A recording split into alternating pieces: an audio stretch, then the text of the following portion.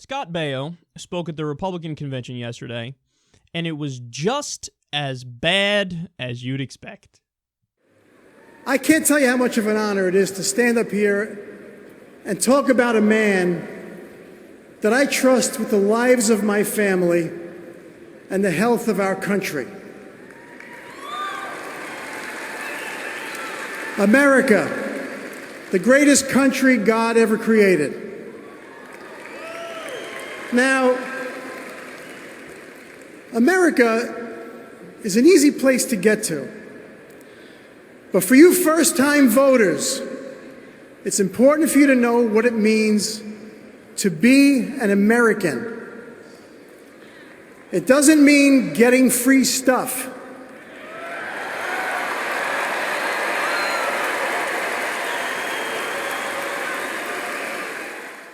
Hillary Clinton wants to be president for Hillary Clinton.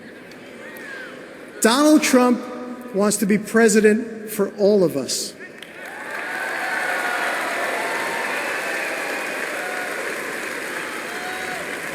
So, of course, let's make America great again, but let's make America America again. You know how oftentimes people on the left talk about, hey, this is a dog whistle. This is like dog whistle racism. You say something that's a little coded so that there's plausible deniability. People go, well, that's not racist. I don't know what you're talking about. Okay, they're done with the dog whistles, and they brought out the whistles. Actually, they're done with the dog whistles. They brought out the fucking foghorns. They're like, we're racist. Let's not just make America great again. Let's make America America again.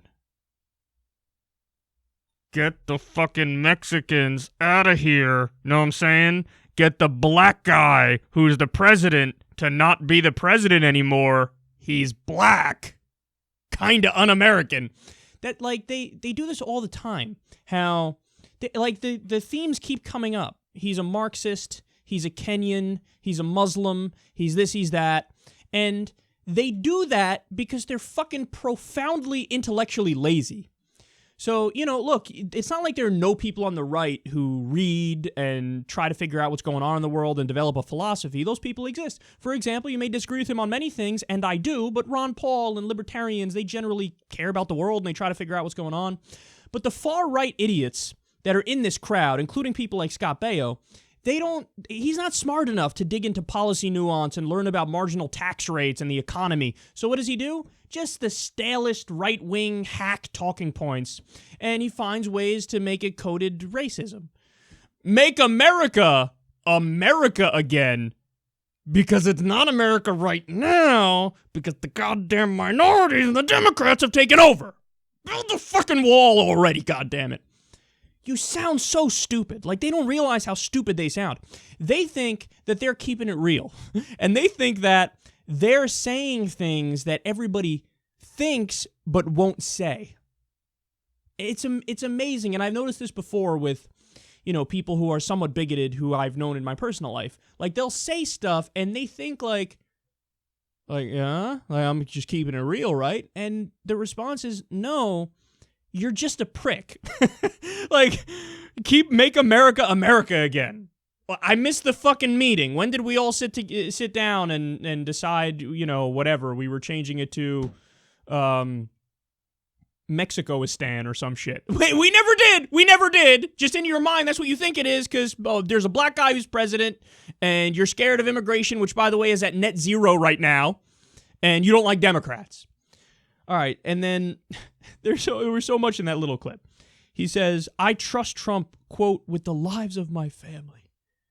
Do you? Then your judgment blows. Trump's the guy, how many times have we spoken about this? And I don't know why other people don't speak about this more. He's the guy who said on Fox and Friends, repeatedly and confidently, we have to take out their families. We have to take out their families. Talking about terrorists. So not just, hey, let's go after ISIS because they're the guys who did it. Let's go after their families. Let's go after women. Let's go after children. Let's go after grandmas. Let's go after their families. You're stupid enough to think that if you go after innocent people in the Middle East on purpose, oh, there's going to be no response attacks. There's revenge, vengeance, retribution. That doesn't exist. No, you're making it so that you are more in danger if you get such a maniac in power. But they don't think these things through. And then he said, America is, quote, the greatest country God ever created. I don't even know what that means. It's like, they're so narcissistic that he says that and he thinks there's something to it. Like, what does that mean? There's so many countries on the planet. Like, what did God wake up one day and he's like, you know what? Fuck Argentina, you pricks in Argentina. I created you, but you know what? I don't like you as much as I like the other ones. Now, Lithuania, they recently got on my good side, but nobody compares to America. Nobody compares to America. Botswana, I got my eye on you. Don't act up. Like, they believe in God, which is already kind of silly.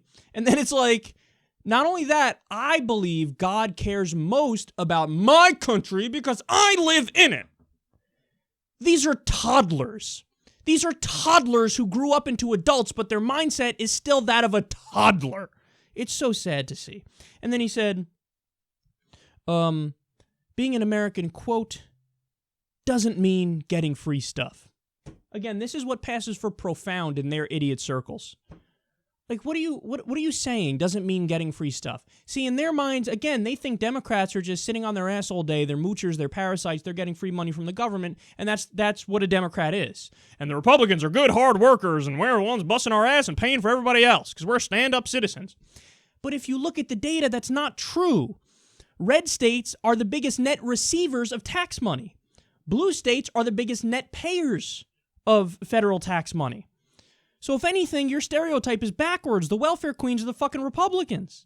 But again, I don't even buy that dynamic because the people who net receive tax money, by and large, it's veterans, it's senior citizens, it's people who work full-time but they don't make enough money to survive. These aren't people you should be berating. And they say they care about Jesus, so these should be the number one people you stand up for. God, it's so backwards. And when they say free stuff, in the next breath they say, let's expand the military. That's the biggest fucking welfare program in the country. I mean, we spend way more on the military. We spend more than the next 14 biggest nations combined. There's the problem. That's where you gotta cut. Corporate welfare is a big problem. They're the people getting free stuff, the guys with suits and ties on Wall Street. They're concerned about some poor mother, a single mother with 2 kids getting $1.30 a meal in government money in the form of food stamps. They're more pissed about that than they are about the over $10 trillion bailout on Wall Street. Because they're white and they got suits and ties, so what are you going to do? It is what it is. Had to save the system. It's so sad. And then finally, he said, Hillary wants to be president for Hillary. By the way, I agree with that. I think that's true. Massive narcissist. But then he says, Trump wants to be president for all of us. So you think Hillary's a rabid narcissist who cares only about herself. Again, I think that's true too.